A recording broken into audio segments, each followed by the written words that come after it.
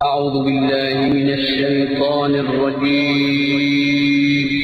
پناہ مانگتا ہوں میں اللہ کی شیطان مردود سے۔ بسم اللہ الرحمن الرحیم، شروع اللہ کا نام لے کر جو بڑا مہربان نہایت رحم والا ہے۔ الحمدللہ رب العالمین والعاقبۃ للمتقین، الصلاۃ والسلام علی سید الانبیاء والمرسلین وعلی آلہ واصحابہ اجمعین، اما بعد فاعوذ باللہ من الشیطان الرجیم، بسم اللہ الرحمن الرحیم۔ معزز خواتین و حضرات، السلام علیکم ورحمۃ اللہ وبرکاتہ۔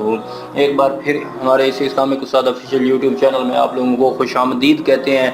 آج میں یہ وظیفہ ان مسلمان بہن بھائیوں کے لیے لے کر آیا ہوں جو بڑی سے بڑی مشکل میں گھرے ہوئے ہیں، ان کی مشکلات دن بدن بڑھتی جا رہی ہے اور وہ پریشان حال میں ہیں کہ وہ اپنی مشکلات سے کیسے چھٹکارا پائیں۔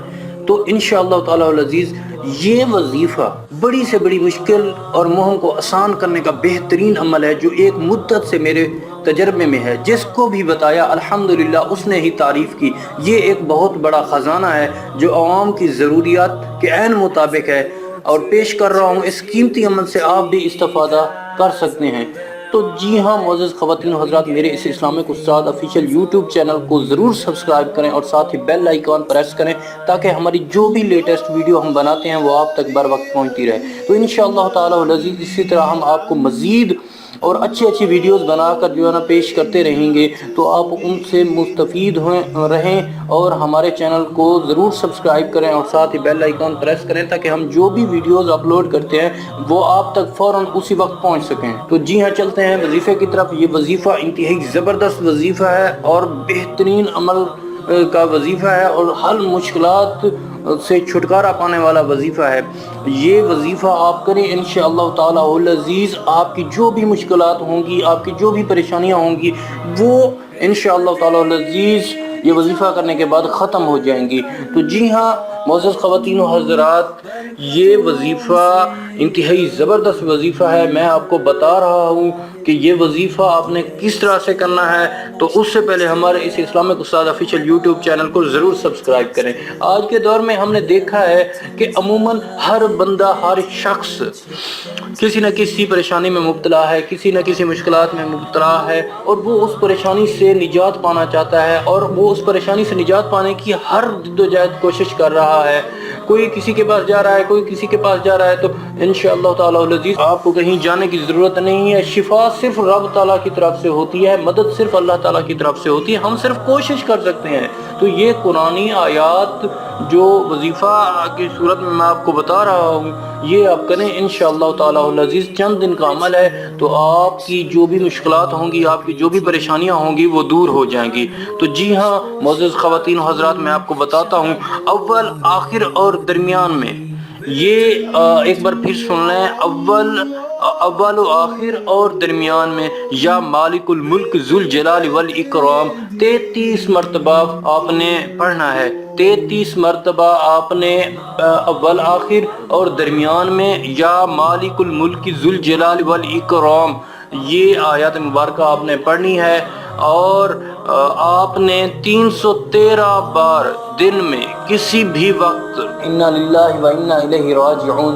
جی ہاں معزز خواتین و حضرات، ایک بار پھر آپ سن لیں کہ آپ نے جو دعا کرنی ہے، جو وظیفہ آپ نے پڑھنا ہے وہ یہ ہے، انا للہ و انا الیہ راجعون 313 بار دن میں کسی بھی وقت حضور قلب سے پڑھیں۔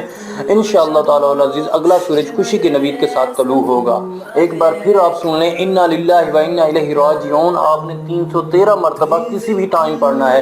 اس سے پہلے انا للہ و انا الیہ راجعون کے پڑھنے سے پہلے آپ نے 33 مرتبہ یا مالک الملک ذوالجلال والاکرام یہ دعا پڑھنی ہے۔ اس انا للہ و انا الیہ راجعون بیچ میں مطلب 156 دفعہ پڑھنے کے بعد پھر آپ نے یہ دعا پڑھنی ہے، یا مالک الملک ذوالجلال والاکرام 33 مرتبہ، پھر لاسٹ پہ آپ نے یہی دعا دہرانی ہے، یا مالک الملک ذوالجلال والاکرام 33 مرتبہ۔